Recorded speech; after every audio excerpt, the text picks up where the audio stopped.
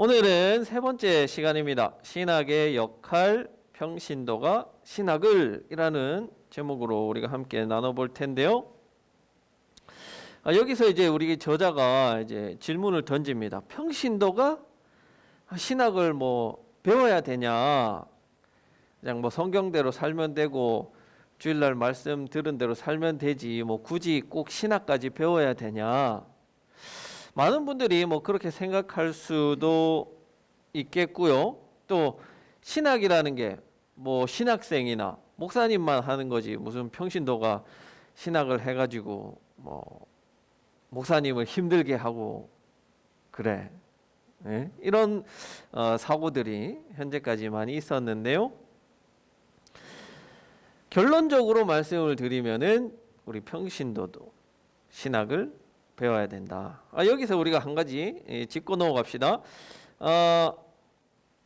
우리 책에서도 이렇게 나와 있지만 이 평신도라는 말은 사실 우리 개신교에서는 쓰면은 안 되는 말이죠. 왜냐하면 이 평신도라는 말은 원래 이 가톨릭 용어입니다. 가톨릭 용어인데 이게 무슨 의미냐면 사제와 대비되는 계급으로서 평신도를 이야기하는 거예요. 여러분 가톨릭은 아시죠? 사제가 없으면은 이 평신도끼리는 교회가 될 수가 없어요. 사제가 무조건 있어야 됩니다. 그래서 어떤 사제와 평신도 간에는 이 질적인 차이가 있어요. 그에 반해서 우리 개신교는 그렇지 않죠. 우리는 헌법에도 명시되어 있습니다. 목사가 성도들과 다른 레벨이다. 아니죠? 목사는 장로예요. 장로. 설교와 치리권 두 가지가 다 있는 것이 목사고 치리권만 있는 게 일반 장로를 지칭하는 거죠. 그러니까 우리는 이런 성도와 목사 사이에는 질적인 차이가 없는 거예요. 그래서 우리가 이 용어를 쓸 때 평신도라는 말보다는 성도라는 표현이 더 옳은 표현이 되겠죠. 그것을 알고 이렇게 쓰셨는지는 모르겠지만 여러분들은 이런 이 단어 하나하나에 대해서도 문제의식을 가지셔야 돼요. 왜냐하면 우리가 쓰는 용어는 우리를 지배하고 우리의 정신을 지배하기 때문에 우리가 올바른 용어, 올바른 성경적 지식, 신학을 가지고 이런 용어들을 쓰는 것이 중요하다. 그러니까 여러분들이 신학을 배워야 된다. 모르면은 바보 된다. 그렇게 말씀을 드릴 수 있습니다.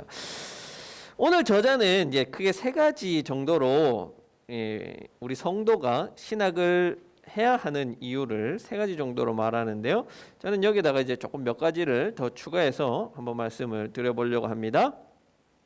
먼저 저자는 첫 번째로 성경을 통일성 있게 보기 위해서 신학을 해야 한다라고 했는데, 성경을 통일성 있게 본다는 말은 성경을 하나의 숲으로 본다는 이야기예요. 하나의 구절, 하나의 책, 그 내용으로만 보는 게 아니라 성경 전체의 신학을 통으로 보고 그 신학의 흐름을 이해할 때 그 흐름 속에서 이 구절이, 이 책이 어떤 자리에 있는지에 따라서 해석이 달라질 수 있기 때문에 성경을 통으로 보는 것, 숲으로 보는 것을 성경을 통일성 있게 본다라고 표현하는 겁니다.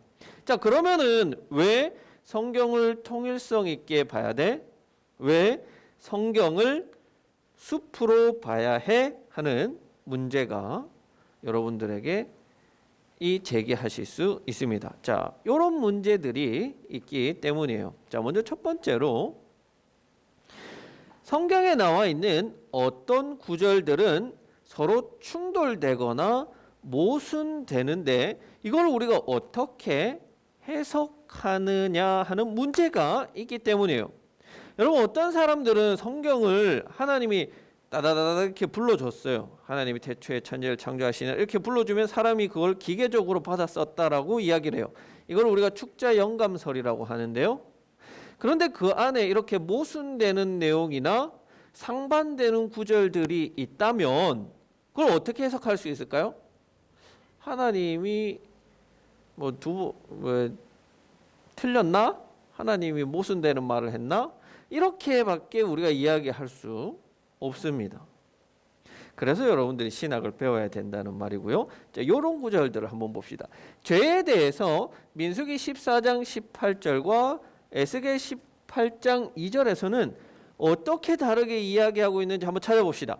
자, 우리 김은경 사모님은 민수기, 우리 박경순 권사님은 에스겔 한번 찾아서 읽어 주세요.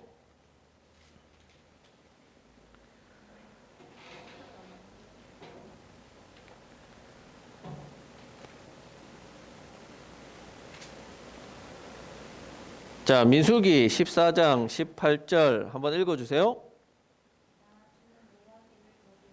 노하기를 더디하고 사랑이 넘쳐서 죄와 허물을 용서한다.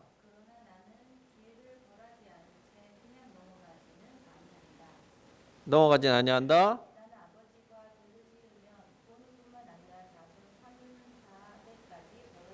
자, 죄를 아버지가 지었어요. 그러면은 그 벌을 어디까지 준다고요? 3, 4대까지 하나님이 벌을 주겠다라고 말씀하셨어요. 죄가 그 사람에 대해서 끝나는 게 아니라 3, 4대까지 벌이 이어진다는 말이에요. 자, 그러면 에스겔에서는 뭐라고 말하는지 한번 봅시다. 18장 2절. 자, 속담이 있어요. 이스라엘 땅에 아버지가 신 포도를 먹었어요. 그의 아들의 이가 시다고 함은 어찌미냐? 자, 아버지가 신 포도주를 먹었는데 아들이 이가 시대요. 그게 가능한 말이냐는 거예요? 가능해요? 가능하지 않다는 거예요. 자, 그 뒤에 에스겔 18장 2절 뒤에서 쭉쭉 가면은 어떤 내용이 나오냐면 자기의 죄는 자기가 담당할 것이라 라고 말해요. 자, 상반되죠? 민수기에서는 분명히 벌을 3, 4대까지 하겠다고 했는데 에스겔에서는 자기의 죄는 자기가 담당한다요. 아비가 신포도를 먹었으면 아비가 시지, 아들이 신포도를 먹었으면 아들의 이가 시지, 다른 자녀들, 다른 가족들이 죄를 책임지지 않는다는 겁니다. 어떻게 여러분 해석할 거예요?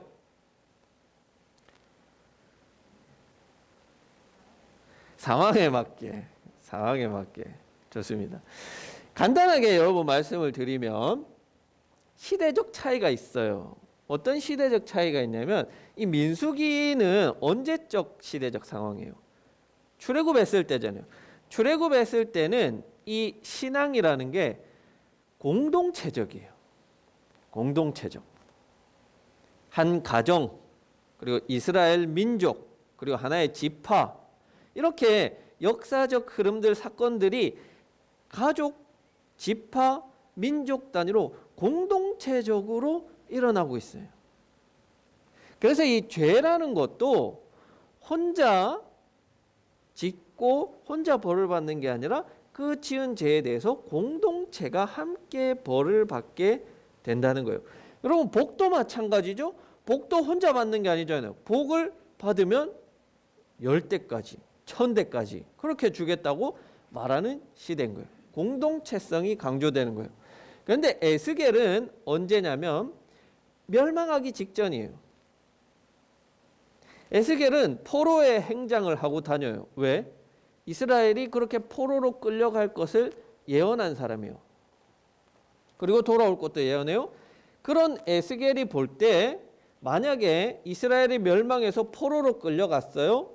그런데 죄가 3, 4대까지 이어져. 그러면 이 끌려간 사람들 다 죽고 또 죽고 또 죽고 또 죽어야만 돌아올 수 있는 거예요. 그러면 이 포로로 끌려간 사람들이 회복될 가능성이 너무나도 희박해지는 거예요. 그러니까 그 사람이 죄를 지었지만 그 사람이 회개하면 하나님께서 회복시켜 주신다. 그런 죄와 벌이 계속해서 이어지지 않는다라는 것을 에스겔은 이야기하는 거예요. 그래서 이런 신앙의 공동체성이 좀 개인적인 성향으로 나갑니다. 이게 포로기를 겪으면 더 심해져요. 더 심해지는 게 뭐냐면 여러분, 이전까지는 기도할 때 개인적인 기도가 나오지 않아요. 구약성경에. 그런데 포로기 이후로는 개인적으로 기도하는 게 나와요. 그 대표적인 게 다니엘이죠. 다니엘이 창문을 열고 예루살렘을 향해서 기도했잖아요. 개인적인 기도. 그전에는 그렇게 개인이 기도했다는 표현이 없어요. 그냥 하나님과 소통하고 대화했지. 그렇죠?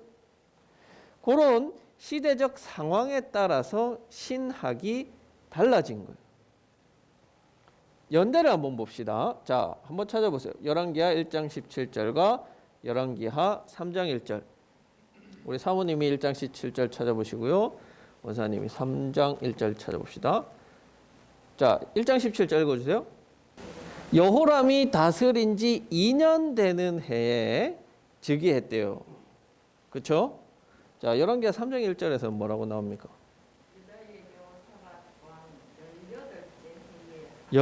네.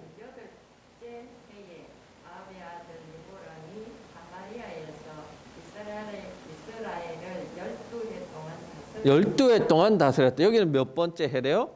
18번째 해. 여기는 둘째 해. 그러니까 여호람 2년, 여호람 18년 연대가 차이가 달라요. 이건 이제 신학적인 차이라고 이야기할 수 있지만 이거는 연대가 달라요. 어떻게 해석할 거예요? 그러니까 이런 성서 안에는 이렇게 연대가 다르게 기록되어 있는 것 혹은 이런 신학적인 변화가 있는 것이 있다는 것을 우리는 인정할 수밖에 없어요. 그렇죠? 복음서도 마찬가지예요. 복음서마다 예수님께서 말씀하신 것들이 달라요. 어떻게 해석하겠어요, 여러분? 당연히 기록한 사람의 실수도 있을 수 있고 또 연대를 측정하는 방법이 다를 수도 있어요. 예를 들어서 바벨론에서 쓰는 달력과 이스라엘이 쓰는 달력과 애굽이 쓰는 달력이 달라요. 근데 그런 다른 달력을 치더라도 16년이라는 갭은 좀 크다, 그렇죠? 필사자의 실수일 수도 있어요. 그걸 자료를 조사한 사람이 의도적으로 맞추기 위해서 또 다르게 썼을 수도 있어요. 이런 이야기를 해드리는 이유가 뭐냐면 성서라는 것은 전적으로 하나님이 불러줘서 인간이 기계적으로 쓴 책이 아니라는 거예요. 하나님은 그 쓴 사람의 지식과 생각과 그 시대적 상황을 사용하셔서 썼다는 거예요. 그래서 이 시대는 지금만큼 이런 연대 측정이나 이런 것들이 정확하지 않은 시대인 거죠. 그래서 이런 오류들이 충분히 있을 수 있고 이건 하나님의 오류가 아니라 사람의 오류다라고 할 수 있겠죠. 그리고 중요한 건 여호람 2년이나 18년이냐가 중요한 문제는 아니다라는 거죠. 그래서 여러분들이 이런 것들을 신학적으로 해석해낼 수 있는, 변론해낼 수 있는 것을 바로 이 신학을 통해서 할 수 있다. 자, 두 번째, 숨겨지거나 번역상의 표현. 사사기 3장 15절 뭐였죠? 지난주 했잖아요. 에훗이 왼손잡이라고 나오지만 실제로는 어떤 사람이었어요? 오른손에 장애가 있는 사람이다라고 언어에는 히브리어 성경에는 표현되어 있지만 우리 한글 성경에는 왼손잡이다라고 나와요. 숨겨지거나 번역상의 표현이 달라진 거예요. 세 번째로는 성서에 있어서 신학은 각 내용들을 이렇게 조화롭게 만드는 작업들, 이런 것들이죠. 죄가 성서에서 말하는, 민수기에서 말하는, 에스겔에서 말하는 죄가 다른데 이것을 어떻게 조화롭게 말할 수 있을까? 혹은 우리의 일상생활 중에서 제기되는 문제들, 술에 관한 내용들, 성서에 보면 마셔도 되는 것처럼 보이는 본문이 있고 또 안 된다고 하는 본문이 있는 것처럼 보여요. 이렇게 된다 안 된다가 다 있는데 이걸 어떻게 조화롭게 만들 수 있느냐? 이거는 뭘로 할 수 있냐? 신학으로 할 수 있다는 거죠. 자, 그래서 신학은 성서를 이해하는 일종의 통찰력을 제공해 주는 거예요. 통찰력. 성서를 이해하는 통찰력을 제공한다. 여러분, 이 통찰력이라는 표현은 다른 말로 하면 뭐냐면 원리를 찾는 거예요. 원리. 자, 술에 관해서 하나의 원리가 있을 수 있어요. 그렇죠? 원리는 하나예요. 그런데 원리는 하나인데 왜 이렇게 말하고 저렇게 말해요? 원리는 하나지만 예외적인 조항이 있다는 거예요. 성서에서 분명히 이혼하지 말라 했지만 예수님은 말씀하시기를 또 예외적인 조항이 있다라고 이야기를 하시는 거죠. 그래서 이런 하나의 원리를 찾고 그 원리에 예외되는 것들을 찾아 나가는 것을 신학적인 작업을 통해서 하는 거예요. 자, 넘어가 봅시다. 두 번째 신학은 설교의 내용을 삶으로 연결을 시켜준다. 이 부분은 여러분들이 크게 어렵지 않게 이해하실 수 있을 것 같아요. 이런 신학적인 이해들을 가지고 있을 때에 설교자가 사실 조금 부족하게 설교해도 혹은 설교자의 어떤 한 줄의 내용이 달라도 아니요 틀려도 우리가 충분히 이거는 이런 내용이지라고 이해할 수가 있는 거예요. 그건 이미 여러분들이 이런 여러 훈련들, 여러 이런 성서를 읽는 것을 통해서 어느 정도 신학적 체계가 여러분들 머릿속에는 있기 때문에 그런 판단이 가능하다라는 것을 이야기할 수 있습니다. 이건 넘어갑시다. 자, 세 번째. 요 중요한 신학의 역할이죠. 신앙의 눈으로 세상을 해석하는데 신학이 역할을 한다라고 이야기를 합니다. 저는 이 조금 다르게 표현을 해보고 싶어요. 신학은 자신이 사는 세계를 신앙의 눈으로 보게 한다. 여기서 이 신앙의 눈이라는 것을 그리스도라는 안경이라고 한번 바꿔서 표현해 보고 싶어요. 요즘에는 우리 젊은 친구들이나 어른들이 색깔이 들어가 있는 안경을 쓰시는 분은 잘 없어요. 그렇죠? 이 시대가 지나가 버렸어요. 그런데 제가 이 20대 초반 때, 10대 후반 때 이럴 때는 이 안경에다가 색깔을 넣어서 끼는 게 일종의 유행이었어요. 그래서 이런 파란색 안경도 있었고요. 뭐 노란색 안경, 선글라스가 아닌데도 그렇게 색깔을 넣어서 끼곤 했습니다. 그러면 그런 파란색을 넣은 안경을 끼고 세상을 보게 되면 세상이 전체적으로 파랗게 보여요. 그렇죠? 또 노란색을 끼고 보면 노랗게 보여요.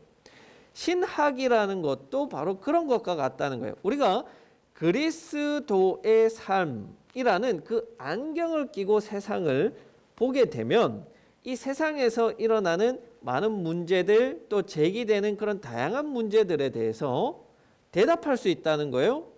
그리스도라는 이 안경, 이 대답을 통해서 가능하다는 거죠. 또 이 안경을 쓰고 보니까 문제가 보이는 거예요. 예를 들어서 술에 관한 문제는 세상 사람들에게 크게 문제가 되지 않아요. 담배 피는 것 세상 사람들에게 그렇게 문제되지 않아요. 우리 젊은 친구들에게 문제가 되는 이성교제, 교회 안에서는 이게 어떤 요즘에는 많이 그렇지 않지만 금기시 된다거나 이런 혼전 성관계를 금기시한다거나 이런 문제들이 교회 속에는 여전히 존재하잖아요. 왜냐하면 우리가 그리스도라는 안경으로 세상을 보기 때문에 이런 것들이 문제로 여겨진다는 거예요. 그럼 이런 문제로 여겨진다는 것들에 대해서 신학은 우리에게 대답을 해줄 필요가 있게 되는 거죠. 의무가 있는 거예요. 바로 그런 역할을 신학은 하는 겁니다. 그러면 우리가 이 세상과 우리 사이에 이렇게 서로 다른 문화, 서로 다른 상황, 서로 다른 보는 눈 때문에 제기되는 다양한 질문들, 문제들이 생기게 되겠죠. 그런데 이런 질문과 문제가 생긴다는 것은 다르게 표현하면 세상과 우리는 긴장 관계 속에 있다라고 이야기할 수 있을 것 같아요. 왜냐하면 다르기 때문에. 여러분 같은 생각을 하고 같은 마음을 품고 그렇게 살면 긴장하지 않아요. 모든 것이 조화롭고 좋아요. 그런데 서로 다르게 되면 긴장 관계에 들어가게 됩니다. 그 대표적인 것들이 우리가 성서를 통해서 볼 때는 어떤 여성의 문제, 또 혹은 노예의 문제, 인권에 관한 문제, 이것을 가지고 세상적 관점에서 이야기할 때는 문제가 될 수 있어요. 그래서 많이 비판받는 사람 중에 한 명이 바울이죠. 왜요? 빌레몬서에서 오네시모를 잘 모르시네요, 여러분. 설명을 해드려야겠네요. 빌레몬서는 누구에게 보내는 편지예요? 빌레몬에게 보내는 편지예요. 이 빌레몬에게 무슨 일이 있었냐면 오네시모라는 종이 있었는데 이 종이 빌레몬으로부터 도망쳤다가 붙잡혔어요. 그러면서 아마 감옥에서 바울과 만났던 것 같아요. 그런 그때 이제 바울과 만나면서 오네시모가 이 회심을 하게 되는데요. 이때 이 오네시모를 빌레몬에게 다시 보낼 테니까 죽이거나 때리거나 하지 말고 좀 형제로서 잘 받아주십시오 하는 일종의 추천서가 바로 이 빌레몬서예요. 그때 이 바울의 노예에 대한 태도는 뭐예요? 노예를 풀어줘야지, 오늘날로 말하면. 노예를 해방시켜줘야지. 그게 인권에 맞는 거지. 이렇게 이야기할 수 있지만 그 시대적 상황에서 바울은 그렇게 하기보다는 다시 주인에게로 보내주는 선택을 했습니다. 그래서 이런 신학을 하지 않은 이들에게는 바울이 그렇게 하는 게 맞을까? 오늘날로 치면은 노예를 부리는데 물론 자기는 안 부렸다고 하지만 타인이 부리는 것을 이런 사도가 그냥 묵인한 게 괜찮은가? 또 고린도전서에서 우리가 봤죠? 여자는 교회에서 잠잠하라. 바울은 성차별을 하는 사람이네.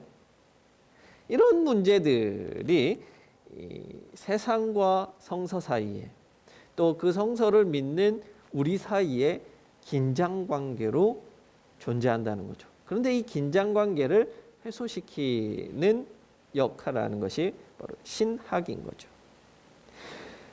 조금 더 이야기해 봅시다. 이 세 번째, 여기 잘렸네요. 자, 요것은 사실 이제 어떤 문제와 연결되냐면 세상을 우리가 어떻게 볼 것인가 하는 것과 연결되어져 있어요. 그 말은 뭐냐면 지금까지 한국 교회는 세상과 우리의 관계를 계속해서 이런 긴장의 관계로 봤어요. 왜냐하면 세상을 우리의 적으로 여기기 때문에 그래요. 세상을 적으로 여긴다는 것은 세상을 밟아서 무찌르고 이겨야 한다는 말이에요. 그래서 많은 이 설교자들이나 찬양이 정복하라, 뭐 요즘에도 있죠, 뭐 땅밟기 하면 뭐 이슬람 문화권을 정복하라, 뭐 또 절에 가가지고도 막 행패도 부리고요. 적으로 보는 거예요. 그러니까 항상 우리가 세상과 긴장 관계 속에 있을 수밖에 없어요. 그런 긴장 관계 속에서 있을 때 어떻게 그게 복음 전파가 가능할 수 있을까요? 그건 한 가지 방법밖에 없어요.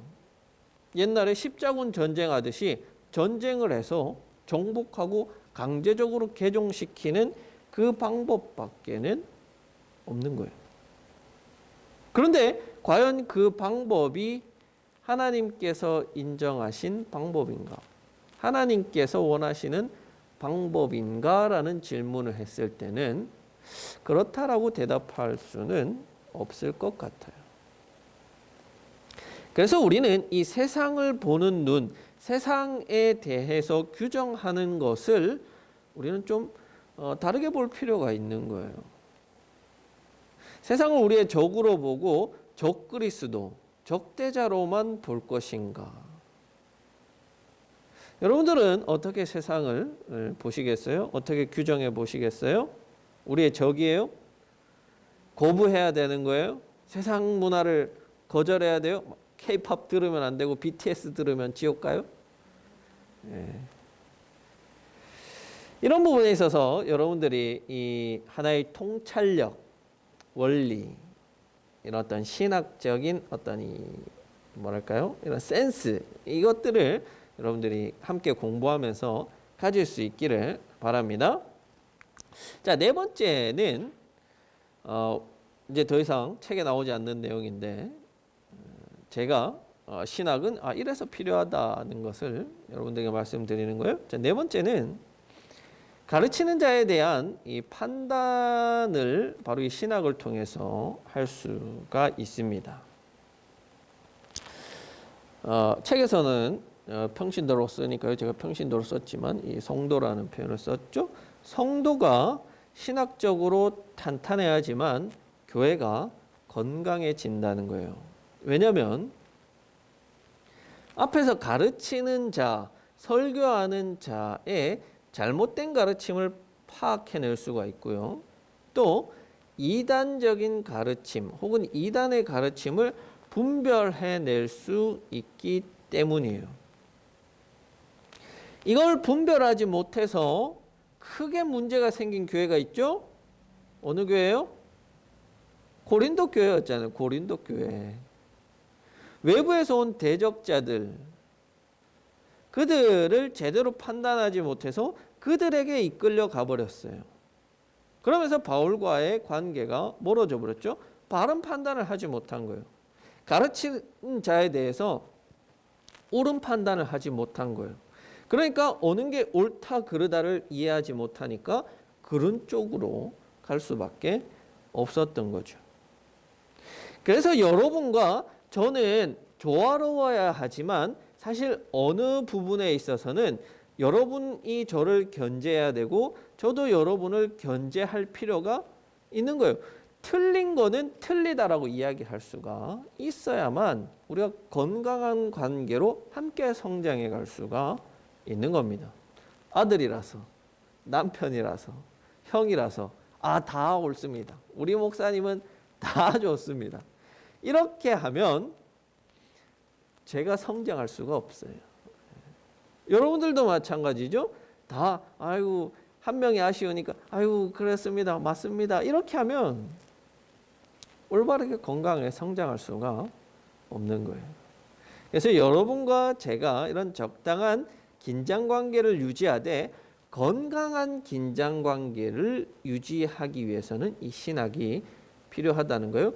뭐 M1 교회들이 뭐 하는 것처럼 그냥 대도 안 하는 걸로 이렇게 막 딴지를 걸고 이런 걸 하라는 이야기가 아니죠. 그런 걸 해도 저는 크게 동요하지 않습니다. 여러분들이 웬만한 걸로 저를 넘어뜨릴 수 없어요.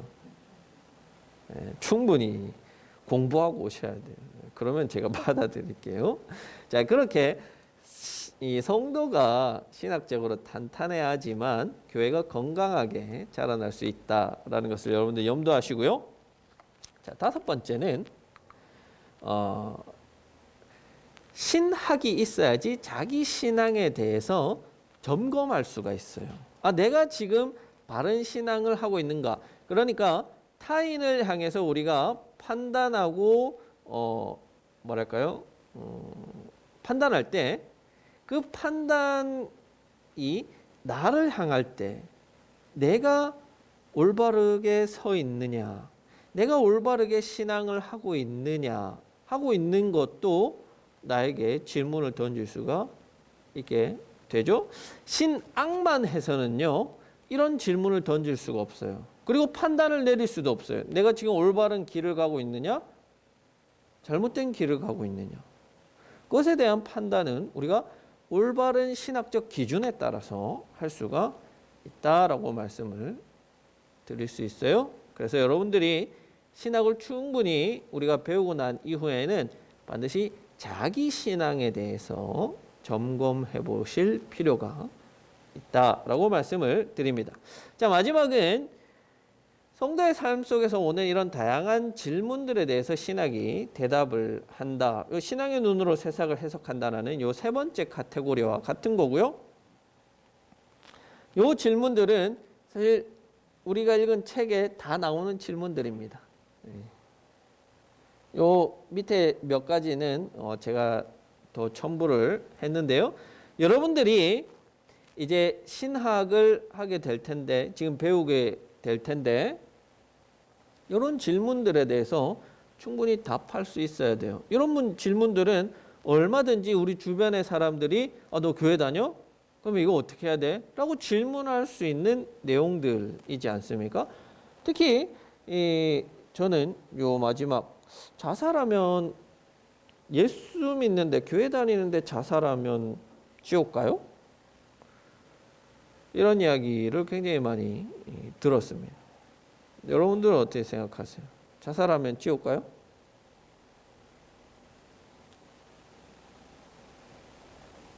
자살하면 지옥 간다는 논리는 어떻게 나온 거죠?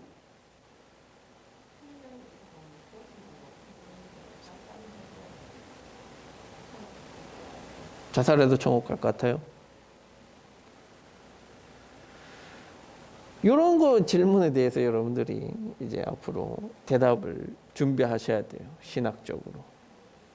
그렇죠?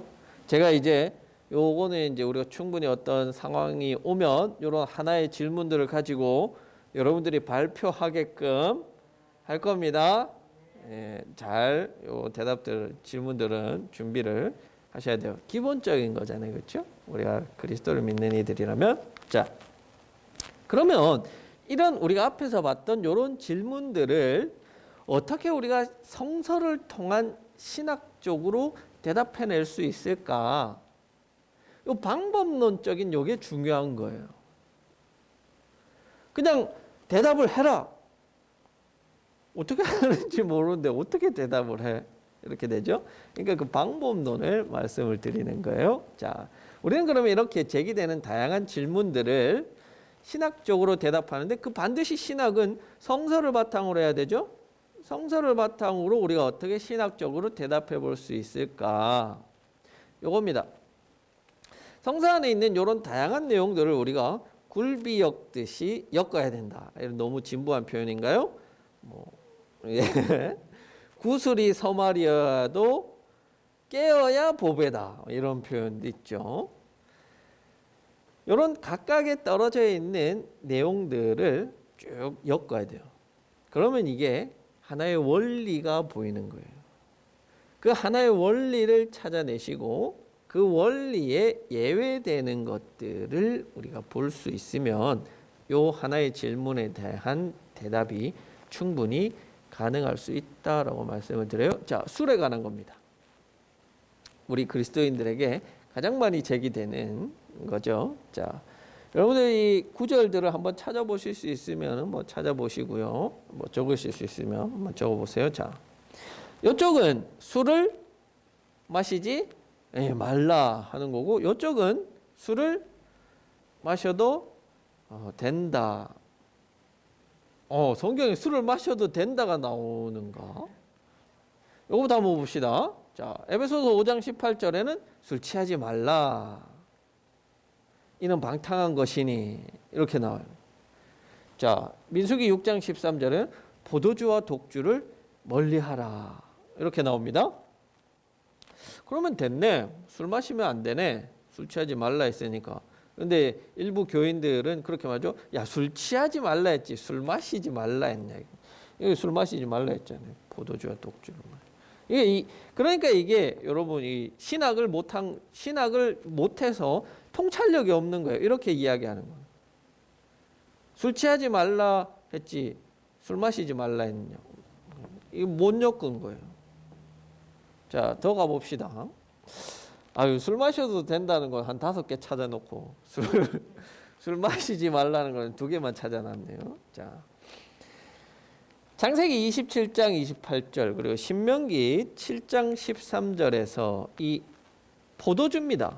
주로 이스라엘이 마신 술들은, 이스라엘 민족이 마신 술은 거의 다 포도주죠. 뭐 오늘날 우리가 마시는 이 증류주라고 하는 이 소주나 뭐 이런 보리를 발효시킨 맥주가 아니라 포도를 발효시킨 이 포도주가 거의 대부분입니다. 그래서 이 두 구절은 풍성한 포도주는 하나님이 주신 복이다라고 말씀을 하세요. 자, 레위기 23장 13절에 보면 제사를 드릴 때 포도주로 드리는 제사가 있다. 그리고 세 번째, 누가복음 7장 34절에서 예수님의 대적자들이 예수님께 말하죠. 술 취하고 먹고 마시는 거를 즐기는 자다. 이렇게 말하잖아요. 먹는다는 것은 물론 음식을 말하지만 마신다는 것은 물을 마시는 게 아니죠. 포도주를 마시는 것을 즐겨하는 자다라고 예수님을 비난해요. 비판이 아니죠. 예수님도 포도주를 마셨다. 심지어는 요한복음 2장에서 예수님은 물을 포도주로 만들었다. 그 큰 항아리를 다 포도주로 만드셨죠. 디모데전서 5장 23절에서 바울은 포도주를 치료약으로 써라라고 이런 표현이 나옵니다. 자, 이렇게 이제 우리가 술에 관련된 구절들을 쭉 찾아봤어요. 그렇죠? 그래서 이제 나눴어요. 술 마셔도 된다, 안 된다. 이걸 이제 한번 엮어보는 거예요. 여기 안에서 우리가 하나의 원리를 찾아내는 거예요. 어떤 원리를 찾아낼 수 있을까요, 여러분? 여러분들은 어떻게 하시겠어요? 술은 마시면 된다? 안 된다? 어쨌든 이건 둘 중에 하나는 태길로 가야 돼요. 하나의 원리가 나와야 되니까요.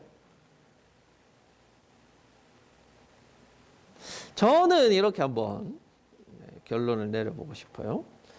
술은 저는 마셔도 된다라는 결론을 내리고 싶어요. 자, 요 구절 외에도 또 추가되는 여러 가지 구절들이 있지만 제가 생략을 했지만요. 대표적인 구절이 뭐냐면 베드로가 하나님을 만났을 때 하나님이 보여주신 환상 가운데 부정한 음식을 먹으라고 했는데 베드로가 3번이나 거절합니다. 하나님이 3번 먹으라 했는데 3번 다 거절했어요. 그런데 마지막에 하나님이 하신 말씀이 뭐냐면 내가 거룩하다 했는데 네가 왜 부정하다 하느냐라고 말씀하세요. 그러니까 더 이상 이런 음식에 있어서 정함과 부정함이라는 것을 하나님이 이제 뛰어넘으신다는 거죠.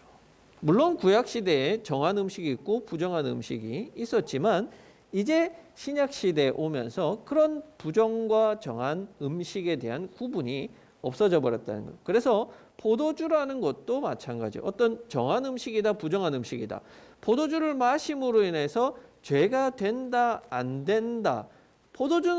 술은 일단 하나의 음식이라는 거죠. 그래서 우리가 음식을 먹음으로 인해서 죄가 된다, 안 된다. 이런 차원으로 접근해서는 안 된다라는 거죠.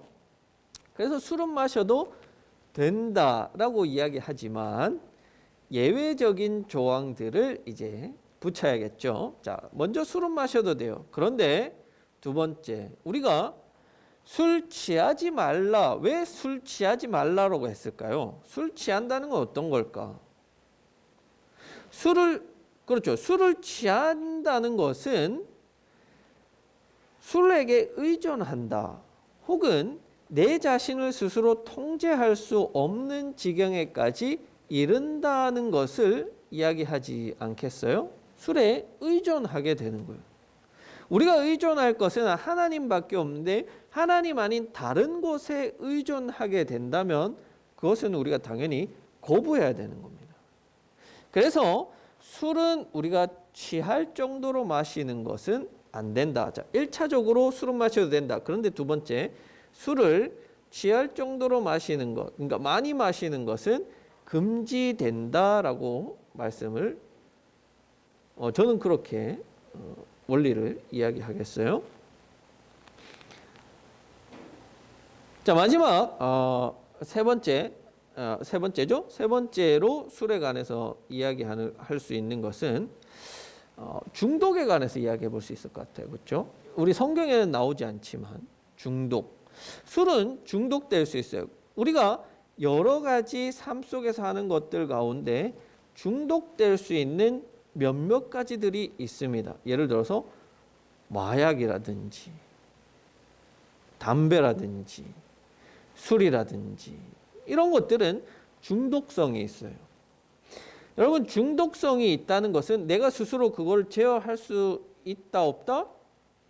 제어할 수가 없는 거예요. 그렇죠? 나도 모르는 사이에 그거를 하고 있는 거예요. 그만큼 이건 위험하다. 그리고 나 스스로도 나를 제어하지 못한다는 것은 하나님께 영광이 된다? 안 된다는 것을 이야기할 수가 있겠죠. 그래서 우리가 중독될 만큼 마신다는 것 안 되겠죠. 그래서 1차적으로 술은 마셔도 되지만 많이 마시면 안 된다. 여러분, 많이라는 거는 당연히 개인적인 거죠. 저의 입장에서는 다른 거예요. 마셔도 되지만 많이 마시면 안 된다. 중독되면 안 된다 하는 것을 저는 예외로 놓고요. 그래서 제 나름대로의 어떤 기준을 말씀드리면, 우리가 가족들과 함께 어떤 예를 들어서 잔치의 자리나 축제의 자리가 열렸을 때 가족들과 함께 한 잔 마실 수 있는 것, 이건 충분히 가능하지 않겠어요? 그런데 다만 어떤 이렇게 밤 늦게까지 새벽 2시, 3시까지 2차 가자, 3차 가자 해서 그렇게 마시는 것은 우리 그리스도인들에게는 권장되지가 않는 것이겠죠. 이렇게 하나의 문제를 놓고 우리가 원리를 찾아가는 과정은 이렇게 하는 거예요. 그렇죠? 여러분들도 이제 이렇게 답을 해 나가실 수가 있어요. 이런 문제들에 대해서 예를 들면 어떤 걸 해볼까요?